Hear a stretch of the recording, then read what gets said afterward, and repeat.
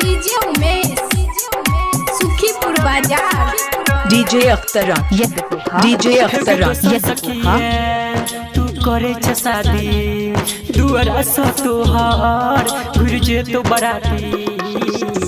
पहिले दिन मांग तू हर जरत गे छौरी दुल्हा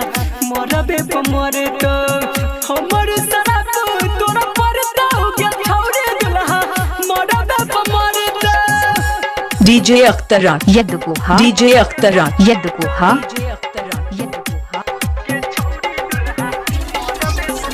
Umesh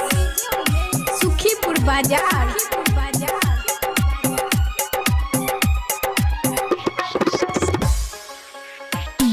Presented by Ma Music Recording Studio Ladania। कोनक करियो अब हम सफर गे हमरा तू छोड़ के जाय छै दोसर के घर गे हाँ कोनक करियो अब हम सफर गे हमरा तू छोड़ के जाय छै दोसर के घर गे भूल नहीं पैबे कहियो केले हमर प्यार गे केने छै वादा तोरे बनब भतार गे कहियो ने मन तुहर भरत गे छौरी दुल्हा मरबे पमर तो हमर सराप तोरा परत गे छौरी दुल्हा मरबे पमर तो DJ Akhtara DJ Akhtara DJ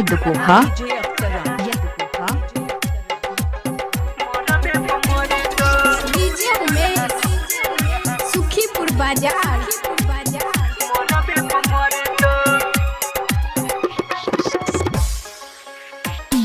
Presented by